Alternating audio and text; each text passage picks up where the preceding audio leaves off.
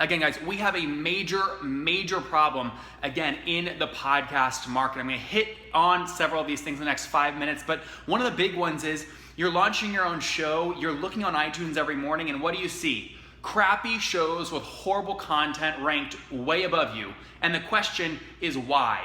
Why are these crappy shows with really bad hosts ranked way above you? It's because they're gaming the system. They're cheating. We're going to talk about this in a second. Maida Deshe Hill, good to see you, but we're going to talk about this in a second. The second thing, right, is you're thinking maybe about launching your own podcast, right? But you're worried about how expensive it might be. Or you want to figure out a way that you can finally generate sponsorship revenue so that you're not getting your butt kicked. Maybe so that you can pay for show notes and pay for your producer and save yourself some time. Hey, Andrew, how are you? Good to see you guys. So, guys, here's the big issue. People lie about their download numbers. It's that simple. Look, I know because I played the game, I played it hard, and I won big league.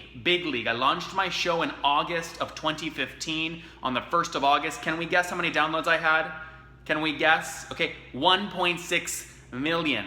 1.6 million. I'm looking at the data now. We are ranked so high, even this morning. The news is coming out, the rankings are out. We continue to be top notch as a brand new show. And folks, again, we're launching this from the mountains of Virginia, now in Austin, Texas. I'm not in some mainstream hub, but the fact of the matter is this industry is totally messed up. It's psychotic, it's scary. Let me tell you a few reasons why. When somebody like John Lee Dumas, and by the way, John's a great guy, okay? Great guy, and he doesn't do this on purpose. But in Forbes, when he's quoted as saying, hey, we have 829,000 unique downloads or unique listeners per month, that doesn't actually mean there's 829,000 humans listening.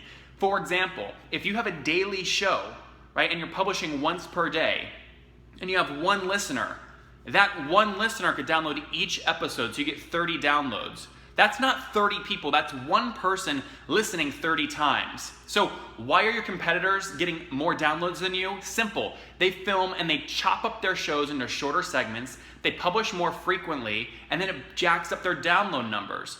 So maybe it's supposed to be an hour-long show. Maybe they split it into 5-minute little quotes or episodes. So then you get, again, 10, okay, or again, 12 total episodes downloaded by the same person as 12 downloads instead of one download for the hour episode, right? It's a totally rigged system, and here's the problem. These people are going to kill the industry. There are sponsors, folks, that are losing their shirts sponsoring podcasts, and they're wondering, why aren't we getting a return? Why aren't we getting a return? The problem is that, again, people are gaming the download system, and it needs to be fixed. So what I'm doing, I've actually gone public with a lot of this stuff. Can you guys see this on my screen? Can you guys see this? Okay, these are full download numbers of my chart. Every day, every episode over the past, again, 9 or 10 months.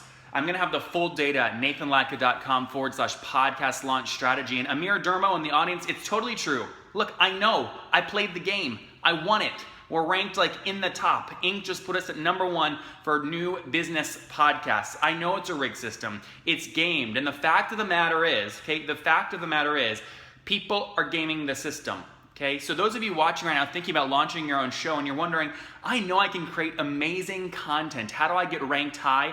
I'm going to show you exactly how to cheat the system so you can get ranked high.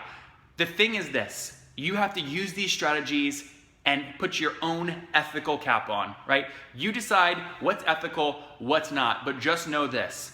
The people that are going to win the podcasting game are the ones that create the best show that publish the most consistently over the longest period of time. Mita Hill in the comments, do we agree? Again, the best content published the most frequently over the longest period of time. So all of you people buying little membership courses on how to get #1 and new and noteworthy, it's a bunch of baloney. It's a bunch of baloney. It's very easy to spike your show into new and noteworthy. You know what happens after like a week? Bye-bye.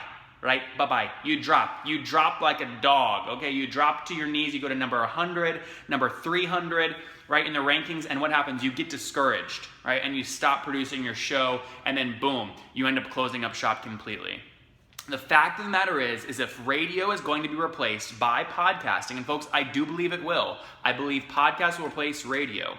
We have to create a market where hosts are held accountable for sharing accurate listener information. And it's not the host's fault, to be quite frank. It's the data providers, iTunes especially. They don't reveal this data, so nobody knows if these are bots downloading every episode or real humans. So what I encourage all of you guys, Amir, Andrew, Mita, the rest of you guys watching, stop being bashful. Tell me where you're joining from in the comments. Okay, tell me where you're joining from in the comments and the name of your show. All right, again, tell me right now, tell me the name of your comments, or name of your show in the comments. What I'm focusing on, what I encourage you guys to focus on, is something called trailing 12-month downloads, right? Or 12-week downloads. So how many unique downloads, okay, does your show get, okay, over the first 12 months that it's published? Hey, Bridget from Boise, Idaho, good to see you. Again, so this is my data. Again, I'm sharing this publicly at nathanlatka.com/podcast launch strategy. But you can see this here. So see that circle on this graphic? That's my trailing 12-week download number, right? So the Top Entrepreneurs, which is my podcast, okay, is getting about 6,000 plus or minus 500 downloads over the first 12 weeks that episode is live. That's what you guys should be building for. And when you do that, quality sponsors will come to you. Okay, many of these big podcast hosts, okay, John Dumas, by the way, is a great example of an entrepreneur on fire, right? I reached out to him for a comment. He didn't want to give me a comment. That's fine. But if you look at his income reports, which he publishes, which, by the way, I have no idea why he publishes. I think these people use these things for content marketing and they don't actually publish all their expenses. But anyways, maybe John does that, maybe he doesn't. The fact of the matter is, though, John's sponsorship revenue has gone from like $100,000 per month, where he was just jamming these sponsors, you know, in his show, down to like $15,000 per month. Why? He has unsold inventory. The fact of the matter is, when you literally jam, I mean, you're literally just taking content, just jamming it, right? The sponsor stuff down your audience's throat. They're gonna stop listening to the show and you're gonna lose momentum. Now, people like John, they build a big email list, they sell other products, right? So he's fine because he gets marketing. But the fact of the matter is, you shouldn't have to be a brilliant marketer, okay, to have a #1 ranked podcast. The best people with the best content should have the top podcasts. And that's the problem with this industry right now. So I hope you guys create amazing content. Bridget Roberts is here. Danny Brown is here. Tabitha agrees. Guys, do you agree with me? Shouldn't the best content be the top? Not just people that are great at marketing shitty shows that then get their things to the top. Do we agree with this? Okay? Tell me in the comments. Do we agree with this or not? The best content should be at the top. Not people that are just really good marketers that can take crappy content and make it #1. The best content has to win. And that, folks, is the key to podcasting truly replacing radio here in the near future. So go check out, again, I put all of my data, folks, in one episode. How I'm getting sponsorship revenue. This blog post is a freaking mammoth, okay? It's a freaking mammoth. You're gonna learn in part 1, okay, how to use and grow influence, how to influence the masses like a celebrity, drive over 1 million downloads to your show, and get rich very fast. Look, folks, I did it. It sounds bad, but I did it with my show in 8 months. Got rich, got celebrity status, right? Got 1.6 million downloads. I played the game and I won it big, and I want you to understand the consequences of gaming the system so that you can focus on the long-term stuff, which is what I'm now doing. Again, focused on influence. Those of you that use Libsyn, you'll see here this graphic. Libsyn is a hosting platform, so you can see there. Okay, I've got 1.6 million total downloads. That's out of that graph. Okay.